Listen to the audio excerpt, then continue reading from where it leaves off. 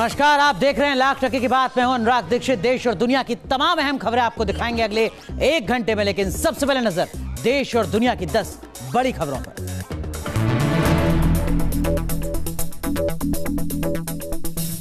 पाकिस्तान पर air strike का सबसे बड़ा सबूत सामने आया है। एयर स्ट्राइक से तबाह हुआ आतंकी मसूद के टेरर कैंप के विध्वंस तस्वीरें सामने आई है। सैटेलाइट इमेज में आप बालाकोट में हुई तबाही देख सकते हैं। इन तस्वीरों ने पाकिस्तान के झूठे दावों को बेनकाब कर दिया है। सैटेलाइट तस्वीरों को देखकर आप अंदाजा लगा सकते हैं कि एयर स्ट्राइक से बालाकोट में आतंकियों को कितना नुकसान पहुंचा है। भारतीय मिसाइलों से बिल्डिंग्स में कई छेद हुए हैं। जिस मिसाइल का भारतीय वायुसेना ने इस्तेमाल किया था वो सीधे बिल्डिंग में लगी है और 4 ब्लैक स्पॉट दिखाई देते हैं। पाकिस्तान में हुई एयर स्ट्राइक पर वार पलटवार का सिलसिला थमने का नाम नहीं ले रहा। एयर स्ट्राइक में मारे गए आतंकियों की तादाद पर विपक्ष के सवालों पर केंद्रीय मंत्री वीके सिंह का एक और पलटवार सामने आया। उन्होंने कहा कि अगली बार एयर स्ट्राइक के दौरान विपक्ष को प्लेन में बांध कर ले जाने की जरूरत है। पूर्व सेना चीफ ने सबूत मांगने वालों पर तंज कसते हुए कहा कि मच्छरों को मारने के लिए हिट के इस्तेमाल के बाद क्या मरे हुए मच्छरों को गिना जाता है? पुलवामा आतंकी हमले को दुर्घटना कहने वालों की फहरिस्त में एक और राजनेता का नाम जुड़ गया। यूपी के डिप्टी सीएम केशव प्रसाद मौर्य ने भी पुलवामा हमले को दुर्घटना बताया।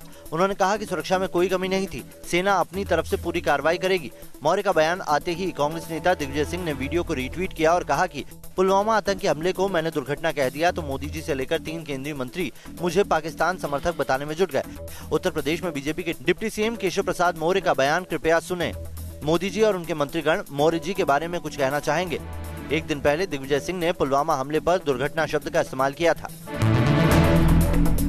एयर स्ट्राइक के बाद अब सियासी हलचल भी बढ़ने लगी है। कांग्रेस अध्यक्ष राहुल गांधी भी अब मिशन 2019 के लिए कमर कसते दिख रहे हैं। कर्नाटक में सीट बंटवारे को लेकर आज कांग्रेस और जेडीएस के बीच मंथन चलता रहा। खुद राहुल गांधी जेडीएस अध्यक्ष एचडी देवेगौड़ा से मिलने पहुंचे। सूत्रों के मुताबिक दोनों नेताओं के बीच सीट शेयरिंग पर खास चर्चा हुई। इस अहम बैठक में देवेगौड़ा और राहुल गांधी के अलावा कांग्रेस की ओर से संगठन महासचिव केसी वेणुगोपाल और जेडीएस की ओर से दानिश अली मौजूद रहे। कर्नाटक में लोकसभा की 28 सीटों में से जेडीएस 10 सीटों की मांग कर रही है। दिल्ली और शिमला में अग्नि तांडव देखने को मिला। राजधानी के सीजीओ कॉम्प्लेक्स के दीनदयाल अंत्योदय भवन में बुधवार तड़के आग लग गई। इस इमारत में कई कंपनियों के दफ्तर हैं। यहाँ उठ रही आग की ऊंची ऊंची लपटों को देखकर अफरा तफरी फैल गई। फायर ब्रिगेड की 24 गाड़ियों ने आग पर काबू पाया। वहीं शिमला में भी आग से भारी तबाही देखने को मिली। यहाँ के कोटी इलाके में देर रात लगी आग की चपेट में कई घर जल गए। आग के कहर में 16 परिवारों के आशियाने खाक हो गए। गनीमत रही कि इस अग्नितांडव में कोई हताहत नहीं हुआ। एयर स्ट्राइक से भद पिटने के बाद पाकिस्तान सुधरा नहीं है। पाकिस्तान एलओसी पर रोजाना सीजफायर उल्लंघन कर रहा है। पाक फौज ने राजौरी जिले के नौशेरा और सुंदरबनी सेक्टरों और पुंछ जिले में कृष्णा घाटी सेक्टर में बिना किसी उकसावे के गोलीबारी की, जिसका भारतीय सेना ने भी मुंहतोड़ जवाब दिया। पाकिस्तानी सैनिकों ने सीमावर्ती चौकियों और गांवों में 3 स्थानों पर भी भारी मोर्टार दागे और फायरिंग की। बालाकोट में जैश ए मोहम्मद के आतंकी शिविर पर हमले के बाद पाकिस्तान लगातार सीजफायर तोड़ रहा है। पिछले हफ्ते एलओसी पर राजौरी और पुंछ जिलों में पाकिस्तान ने संघर्ष विराम का 60 से ज्यादा बार उल्लंघन किया है। दिल्ली पुलिस ने स्पाइडरमैन को गिरफ्तार किया है। स्पाइडरमैन का नाम सुनकर आप चौंक गए होंगे। दरअसल कीर्ति नगर इलाके में पुलिस ने रवि नाम के जिस आरोपी को पकड़ा है उसकी पहचान इलाके में स्पाइडरमैन के नाम से है, क्योंकि ये बदमाश बड़ी तेजी से टारगेट किए गए फ्लैट में पाइप या दीवार के सहारे चढ़कर बैल्कनी के रास्ते से घर में घुस जाता था और कीमती सामान हाथ साफ कर देता था। पुलिस के मुताबिक अब तक ये आरोपी चोरी की कई वारदातें अंजाम दे चुका है। सीसीटीवी की मदद से स्पाइडरमैन को दबोच लिया गया। मध्य प्रदेश के भोपाल में भीड़ भरे बाजार में पुलिस एक शख्स को पीटती हुई नजर आ रही है। सीसीटीवी में कैद हुई तस्वीरों में आप देख सकते हैं कि आधा दर्जन पुलिस वाले एक शख्स को पीट रहे हैं, उसे काबू में करने की कोशिश कर रहे हैं। इस दौरान धक्का मुक्की में दुकानों में रखा सामान भी गिर जाता है। बताया जाता है कि पिट रहा शख्स एक कारोबारी है और सड़क पर कार पार्क करने को लेकर मारपीट की गई। पुलिस पिटाई के विरोध में स्थानीय कारोबारियों ने पुलिस के खिलाफ नारेबाजी की। बाद में पिटाई के आरोप में 4 पुलिस वालों को सस्पेंड कर दिया गया। उत्तर प्रदेश के आगरा से पुलिस की दबंगई का एक वीडियो वायरल हो रहा है। वीडियो में दारोगा जी ऑटो चालकों से मजदूरी कराते हुए नजर आ रहे हैं। आरोप है कि बिजली घर चौकी पर तैनात दारोगा ऑटो चालकों से जबरन सफाई करवाते हैं। अगर किसी ऑटो वाले ने दारोगा जी के साथ नाफरमानी की तो उसके साथ गाली गलौज मारपीट की जाती है और ऑटो सीज करने की धमकी दी जाती है। वीडियो वायरल होने के बाद पुलिस के बड़े अधिकारी जाँच की बात कह रहे हैं। ऑस्ट्रेलिया के सिडनी में समंदर की सफाई के लिए चलाया जा रहा है बड़ा अभियान। मशहूर सिडनी हार्बर में 50 लोगों का ग्रुप खास अंदाज में समंदर की तलहटी में पड़े प्लास्टिक कचरों को उठाता नजर आया। पानी में सैकड़ों फीट नीचे जाने के लिए लोग ऑक्सीजन मास्क का इस्तेमाल कर रहे हैं, जिससे पानी के अंदर सांस लेने में कोई दिक्कत न हो। समंदर की सैर के दौरान सैलानी प्लास्टिक कचरे को पानी में छोड़ देते हैं, जिससे दुर्लभ जीव जंतुओं पर असर पड़ता है। ऑपरेशन स्ट्रॉ के नाम से चल रहे इस अभियान से काफी लोग जुड़ते जा रहे हैं।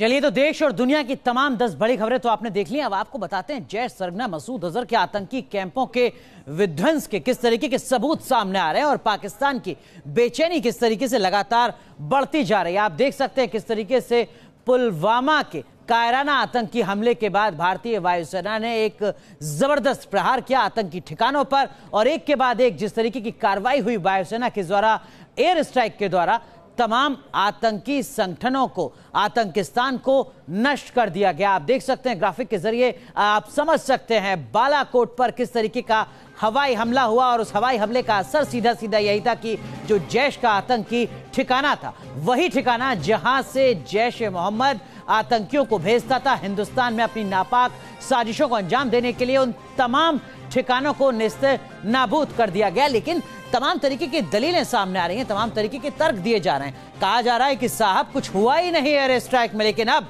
नए सबूत सामने आए हैं जिसके बाद पाकिस्तान की मुश्किलें लगातार बढ़ रही हैं और उनकी भी मुश्किलें बढ़ सकती हैं जो एयर स्ट्राइक के सबूत मांग रहे हैं, क्योंकि अब सबूत सामने आ चुके हैं। आपके सामने तस्वीरें हम आपको दिखाते हैं। ये 4 अलग अलग तरीके की तस्वीरें हैं जो बता रही हैं कि किस तरीके से हवाई हमला हुआ आतंकी जमीन पर आतंक को नेस्तनाबूद करने के लिए। आप देख सकते हैं अलग अलग तरीके के जो निशान हैं दरअसल में वो इस बात के सबूत हैं कि एयर स्ट्राइक हुई है और बहुत ज्यादा नुकसान हुआ है जैश ए मोहम्मद के बालाकोट के उस आतंक के ठिकाने पर, जहां लगभग 300 मोबाइल सक्रिय थे और जो जानकारी मिल रही है उसके मुताबिक लगभग 300 से ज्यादा आतंकी ढेर हुए थे।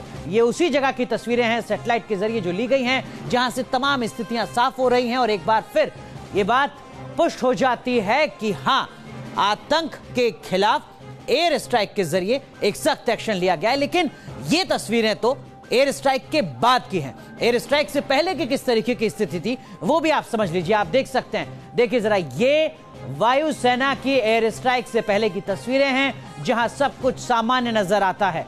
इस तस्वीर के बाद यह तस्वीर साफ हो जाती है कि एयर स्ट्राइक पर सबूत ना मांगे पाकिस्तान, क्योंकि जो बदलाव है वो साफ नजर आ रहा है। बालाकोट में जैश ए मोहम्मद का आतंकी ठिकाना पूरी तरीके से नेस्तनाबूद हो गया है। ये पहले की तस्वीर है, आप देख सकते हैं जैश का मदरसा है, मुख्य इमारत है और इमारत की छत भी मौजूद है। लेकिन इससे पहले की जो तस्वीर हम आपको दिखा रहे थे वहां पर इसमें से काफी हिस्सा खत्म हो चुका है, आतंकी ढेर हो चुके हैं।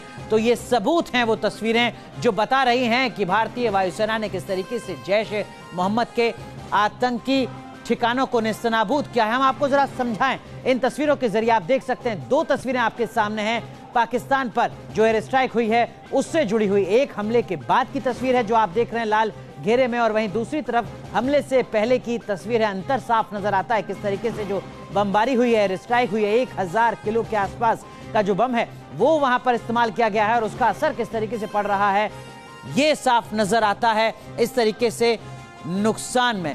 तो तस्वीरें लगातार आपके सामने है। देखिए जरा, ये एयर स्ट्राइक के बाद का बालाकोट है, जैश ए मोहम्मद का वो कैंप है जहां से आतंकियों को ट्रेनिंग दी जाती थी, हिंदुस्तान में भेजा जाता था नापाक साजिशों को अंजाम देने के लिए। लेकिन एयर स्ट्राइक के बाद किस तरीके से पूरा का पूरा हिस्सा नेस्तनाबूद हो चुका है, पूरी इमारत खंडर बन चुकी है। आप देख सकते हैं सड़क बर्बाद हो चुकी है, इमारतों की छत नदारद है। ये 4 मार्च की तस्वीर आपको बता दें कि एयर स्ट्राइक के कुछ दिन बाद की ये तस्वीरें हैं जो इस बात की तस्दीक करती हैं कि जैश ए मोहम्मद के खिलाफ वायुसेना की तरफ से एयर स्ट्राइक की गई। तस्वीरें दरअसल में ये 1 मार्च की हैं जो 4 मार्च को सामने आई हैं। एयर स्ट्राइक के कुछ दिन बाद की तस्वीरें हैं जो बता रही हैं कि हाँ, बहुत कुछ घटा है बालाकोट में। ये नहीं कहा जा सकता पाकिस्तान की तरफ से कि दरअसल में कुछ हुआ ही नहीं है। तो सबूत यहां पर सामने आए हैं, इसके बाद उम्मीद की जाती है कि सवाल खत्म हो जाएंगे। वैसे हिंद के शूरवीरों ने साफ साफ कह दिया कि पाकिस्तान में की गई एयर स्ट्राइक कामयाब रही है, निशाना वहीं लगा जहां हम लगाना चाहते थे। लेकिन कुछ तस्वीरों के जरिए सवालों की एक लंबी फहरिस्त खड़ी की जा रही है। एक न्यूज एजेंसी की तस्वीर दिखाकर यह जताने और बताने की कोशिश की जा रही है कि हिंदुस्तान का हमला चूक गया। यह अलग बात है कि उन्हीं तस्वीरों को जब करीब से देखा जाता है तो एक अलग कहानी नजर आती है।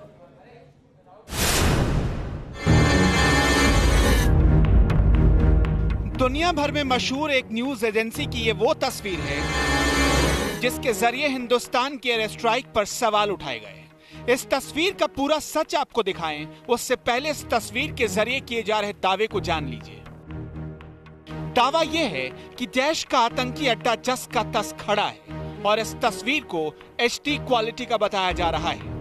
दावा यह भी है कि इसमें 72 सेंटीमीटर छोटी सी चीज साफ साफ नजर आती है। तस्वीर को हम आपको और नजदीक से दिखाएंगे, लेकिन पहले इसको लेकर जो सवाल हैं वो समझिए।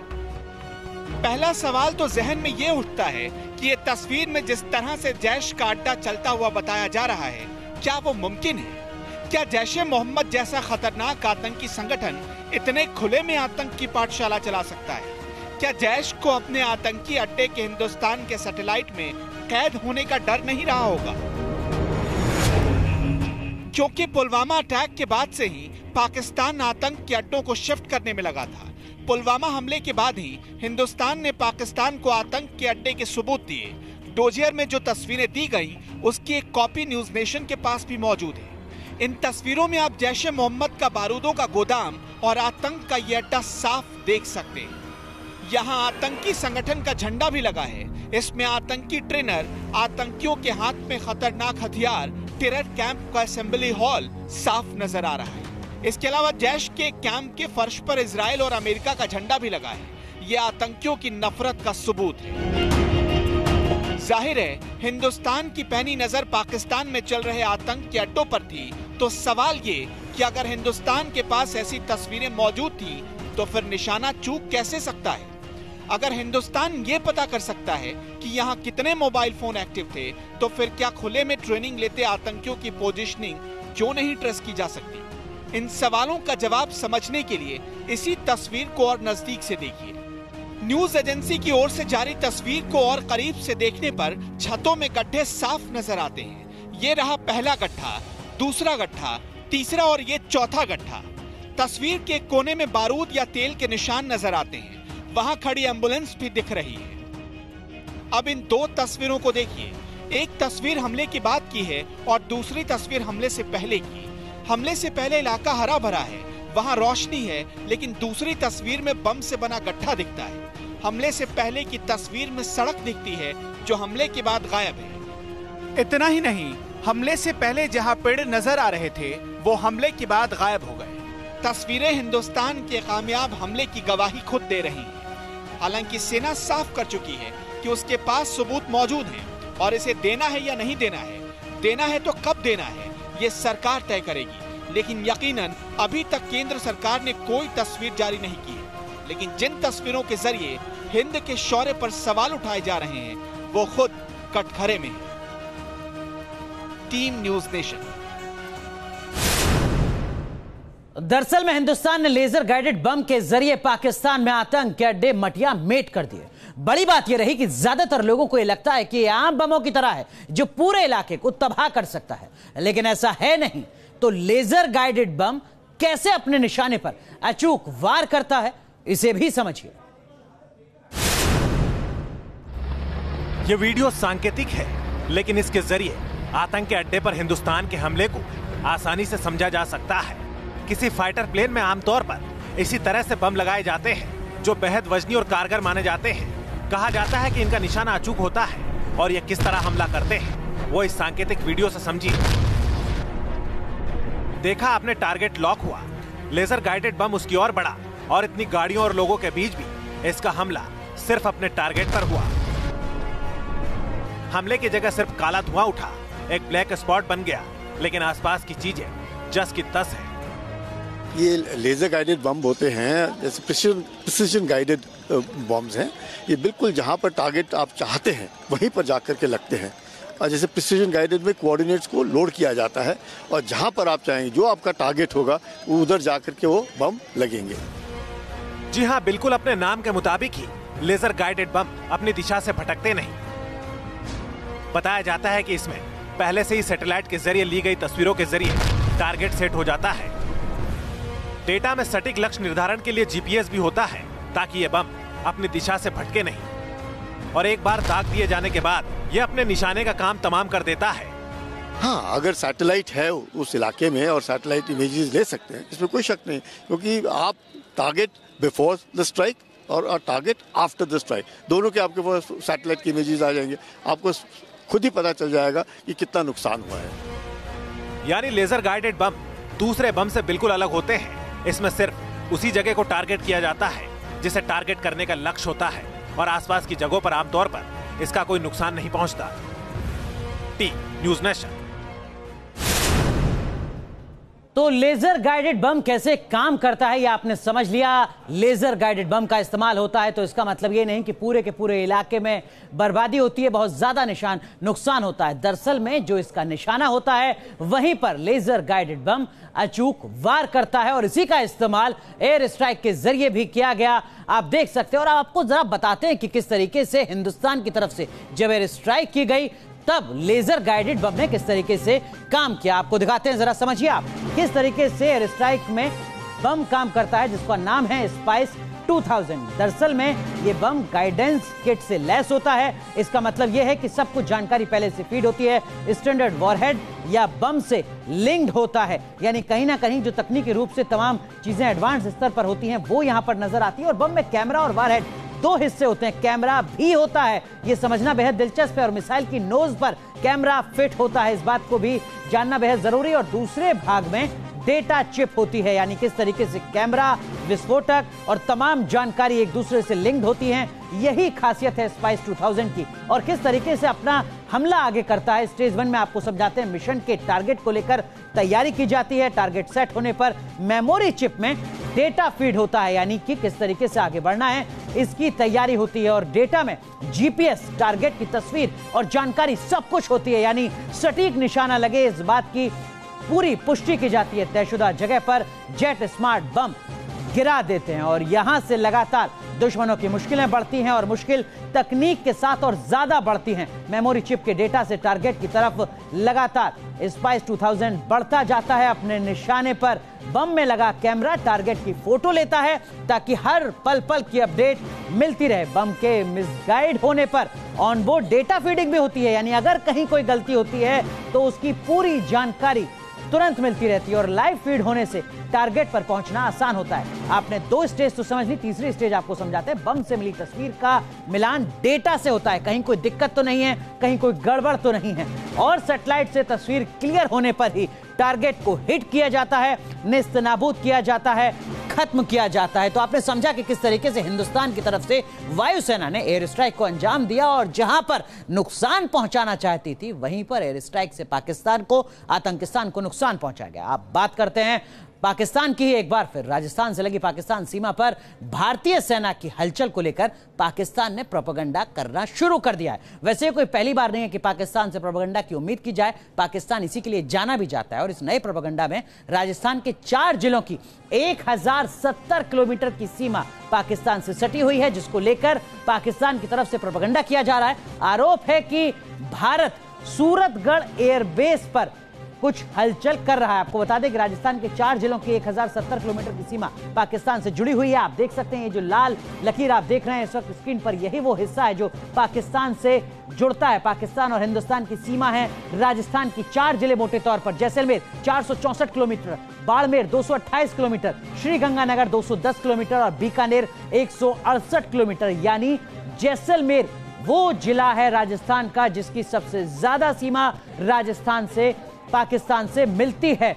4 जिले यहां पर हैं, लेकिन यहां पर लगातार प्रोपेगेंडा पाकिस्तान की तरफ से फैलाया जा रहा है। और इन सब के बीच दुनिया को अपने फरेब में फंसाने के लिए पाकिस्तान ने 70 आतंकी संगठनों पर कार्रवाई का दम भरा है। इमरान खान की सरकार जमाते इस्लामी, फलाह इंसानियत और जैश पर बैन और हिरासत का नाटक कर रही है। पाकिस्तान ने ऐलान किया है कि मसूद का भाई रऊफ असगर, मसूद का बेटा हम्माद असगर और मसूद के 44 आतंकी हिरासत में ले लिए गए। लेकिन क्या यह कार्रवाई महज दिखावा है? 70 आतंकी संगठनों पर कार्रवाई, 44 आतंकी सलाखों के पीछे। पाकिस्तान ने फलाह इंसानियत, लश्कर तैयबा, जमात दावा जैसे 70 संगठनों पर बैन का ऐलान किया है। इसके साथ ही 44 आतंकियों को सलाखों के पीछे भेजने का दावा किया है। लेकिन क्या यह कार्रवाई महज दिखावा है? क्या इमरान खान की सरकार हर बार की तरह इस बार भी भारत और दुनिया के साथ फरेब कर रही है? दरअसल झूठ और फरेब पाकिस्तान की फितरत है। यहाँ सत्ता बदलती है, हुक्मरान बदलते हैं, लेकिन आतंक परस्ती की सियासत और हिंदुस्तान को लेकर नफरत बिल्कुल नहीं बदलती। पाकिस्तान में पुलवामा हमले के आफ्टर इफेक्ट्स तो दिखाई देने लगे हैं, लेकिन उसमें कितना सच है यह भी सवाल बना हुआ है। पाकिस्तान ने आतंकियों की लिस्ट 4 मार्च को ही जारी कर दी थी। 5 मार्च को उसमें आतंकी हाफिज सईद के 2 संगठनों का नाम भी जोड़ दिया गया। जमातुद दावा और फलह इंसानियत फाउंडेशन का नाम भी बैंड टेररिस्ट ऑर्गेनाइजेशन में शामिल कर दिया गया।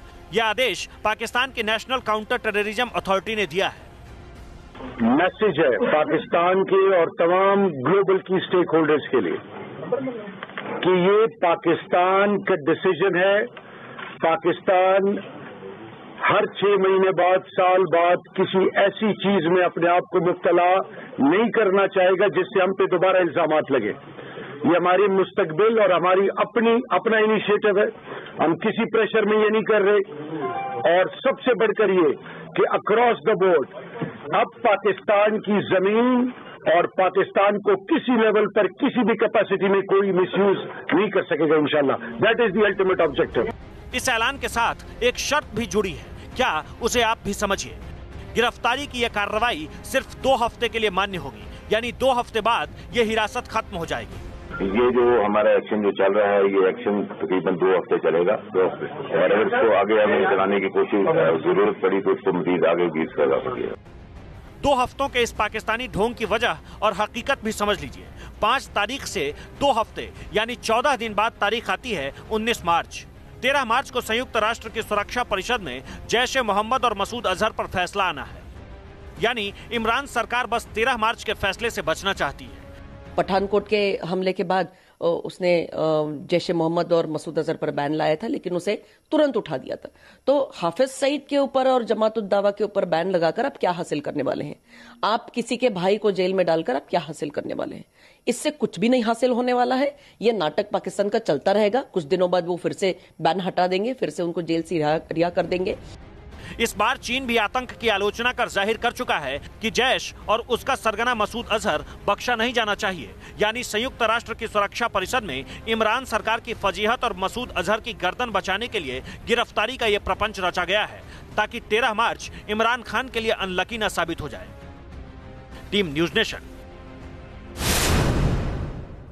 तो आतंक पर पाकिस्तान का फरेब लगातार जारी है। पाकिस्तान सेना के प्रवक्ता आसिफ गफूर का बयान आपको बताते हैं। पाकिस्तान में जैश ए मोहम्मद का वजूद ही नहीं है। यूएन के साथ पाकिस्तान ने जैश को बैन किया है। जैश जैसे संगठनों से छुटकारा पाने में मदद करे दुनिया, ये बात पाकिस्तान कह रहा है। आसिफ गफूर का बयान है कि पाकिस्तानी विदेश मंत्री शाह महमूद कुरैशी ने जो बात कही वो गलत है, क्योंकि अब सेना के प्रवक्ता शाह महमूद कुरैशी से बिल्कुल उल्टी बात करें। पाकिस्तानी विदेश मंत्री ने कुछ ही दिन पहले माना था कि मसूद अजहर पाकिस्तान में हैं और वो काफी बीमार है। तो पुलवामा अटैक के बाद भारत और पाकिस्तान के रिश्ते सबसे नाजुक दौर में हैं, लेकिन इसके बावजूद करतारपुर कॉरिडोर पर दोनों देशों के बीच बात होने वाली है। पाकिस्तान करतारपुर कॉरिडोर पर बातचीत के जरिए एक बार फिर अमन का दिखावा कर रहा है। पुलवामा हमले के बाद भारत सरकार ने पाकिस्तान से सभी तरह की बातचीत को रद्द कर दिया है। कहा गया था कि आतंकवाद और बातचीत साथ साथ नहीं चल सकते, लेकिन अब पाकिस्तान ने फिर पलटी मारी है। उसने करतारपुर कॉरिडोर के बहाने फिर से अमन का झूठा राग अलापा है। एक बार फिर से आतंक का रहनुमा पाकिस्तान करतारपुर के बहाने दिखावा कर रहा है। भारत और पाकिस्तान के बीच जारी तनाव के बीच करतारपुर कॉरिडोर पर बातचीत के लिए पाकिस्तान का डेलीगेशन 14 मार्च को भारत आएगा। हमने फैसला किया है कि जो हमने करतारपुर के लिए राहदारी के लिए जो हमने मीटिंग्स और नशिस्तें तय की थी, पाकिस्तान का डेलीगेशन इंशाअल्लाह 14 मार्च को हस्ब वादा जो तारीख तय हुई थी पिछली नशिस्त में, इंशाअल्लाह वो दिल्ली जाने के लिए तैयार है।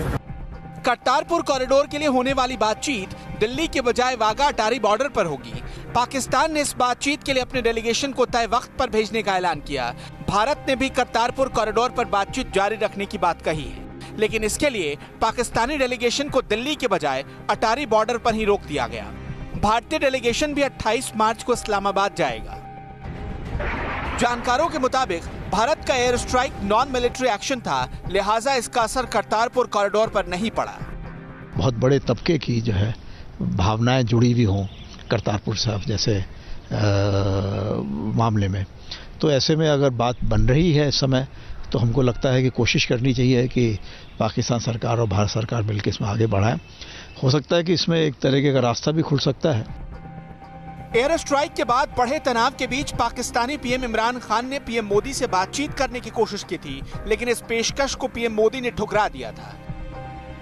जाहिर है करतारपुर कॉरिडोर पर बातचीत से आतंकवाद पर भारत का एजेंडा नहीं बदलने वाला, लेकिन सवाल यह है कि पाकिस्तान की आतंक परस्त नीतियां कब बदलेंगी, उसकी नीयत कब बदलेगी, और सवाल ये कि क्या करतारपुर कॉरिडोर को पहले ही इमरान की गुगली बताने वाली पाकिस्तान की सरकार क्या इस बार भी कोई गुगली फेंक रही है।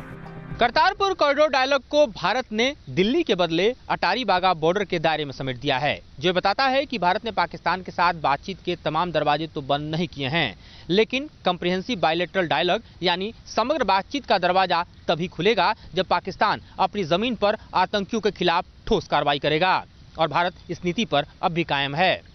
बिडू जयराम के साथ मधुरेंद्र कुमार, न्यूज नेशन, दिल्ली। आज अयोध्या मामले पर सुप्रीम कोर्ट में सुनवाई हुई। इस मुद्दे को मध्यस्थता के जरिए सुलझाने के मुद्दे पर सुप्रीम कोर्ट ने फैसला सुरक्षित रख लिया। अब जरा समझिए सुनवाई में क्या क्या हुआ और क्या है इसके मायने। क्या आपसी सुलह से सुलझेगा अयोध्या विवाद? क्या सुप्रीम कोर्ट फैसला नहीं सुलह करवाएगा? क्या सब मान लेंगे आपसी समझौते से आया नतीजा? ये वो सवाल हैं जो अयोध्या विवाद की सुनवाई के दौरान उठे और सुनवाई के बाद भी उठे। सुप्रीम कोर्ट चाहता है कि सुलह समझौते की कोशिश को एक मौका और मिले। चीफ जस्टिस रंजन गोगोई की अगुवाई में 5 जजों की बेंच बैठी थी। समझौते से विवाद का हल निकालने पर सभी पक्षों की राय जानी और फैसला सुरक्षित रख लिया। कोर्ट ने कहा कि सभी पक्ष इस मामले में मध्यस्थों के नाम सुझाएं। जस्टिस बोबडे ने कमेंट किया, हमें पता है ये आस्था का विषय है और लोगों की भावनाएं इसमें जुड़ी हुई हैं, और इसीलिए हम सब सोच समझ के एक प्रयास कर रहे हैं कि मैटर मीडिएशन के लिए भेजा जाए, जिसपे हिंदू महासभा का क्लियर स्टैंड था कि ऑर्डर 1 रूल 8 सब क्लॉज 4 के तहत पब्लिक नोटिस जारी करनी है और पब्लिक के हर एक आदमी को बुलाना पड़ेगा मीडिएशन के लिए, जिसकी वजह से केस डिसाइड करने में बहुत देरी होगी, इसलिए इस मामले को मीडिएशन के लिए ना भेजा जाए। हमने कहा, सुप्रीम कोर्ट ने प्रश्न उठाया कि क्या अगर हम फैसला देंगे सबको मान्य होगा, जिसपे हमने सुप्रीम कोर्ट के सामने प्रोविजन दिखाए सीपीसी के, जिसके तहत अगर सुप्रीम कोर्ट इस मामले में फैसला सुनाएगा तो वो सारे पक्षों पे बाइंडिंग होगा। असल में मुस्लिम पक्षकार चाहते हैं कि मध्यस्थता की एक और कोशिश होनी चाहिए। हिंदू पक्ष की तरफ से निर्मोही अखाड़ा और रामलला विराजमान भी इसके लिए तैयार हैं, लेकिन हिंदू महासभा ने इसका विरोध किया। हिंदू महासभा का कहना है कि अब इस मसले का हल कानूनी ही हो सकता है, बातचीत का कोई फायदा नहीं। हालांकि आज इस पर सवाल बेंच में शामिल जस्टिस चंद्रचूड़ ने भी उठाए। पूछा कि आखिर सुलह समझौते से जो फैसला होगा उसे लागू कैसे करेंगे। हिंदू महासभा ने दलील दी कि लोग समझौते से निकले फैसले को मानेंगे नहीं। इस पर जस्टिस बोबडे ने कहा कि सुलह की कोशिश से पहले हमें यह मानकर नहीं चलना चाहिए कि लोग फैसला नहीं मानेंगे। सुप्रीम कोर्ट की कोशिश का विरोध कोर्ट के बाहर भी हो रहा है। सुब्रमण्यम स्वामी ने कहा कि मध्यस्थता कोई हल नहीं है। राम जन्मभूमि आस्था का मामला है और विवादित जगह पर राम मंदिर ही बनना चाहिए। सारा हिंदू समाज का आस्था है कि राम वहाँ पे एक जगह में, तथाकथित जगह में पैदा हुए। अब आस्था के साथ कोई कॉन्स्टिट्यूशन विरोध नहीं करता है। कॉन्स्टिट्यूशन में भी बिल्कुल साफ लिखा है कि सर्वोपरि है। जैसे राम क्या कहाँ पैदा हुए, ये तो हमारी आस्था है, और वहाँ एक मंदिर पहले था। सुप्रीम कोर्ट एक कोशिश कर रहा है कि बिना कड़ा फैसला लिए बीच का कोई ऐसा रास्ता निकल जाए जो हर पक्ष को मंजूर हो, लेकिन कुछ लोगों को लगता है कि इलाहाबाद हाई कोर्ट का फैसला आए 9 साल हो चुके हैं, मध्यस्थता की कोशिश में और वक्त बर्बाद नहीं करना चाहिए। Team news nation.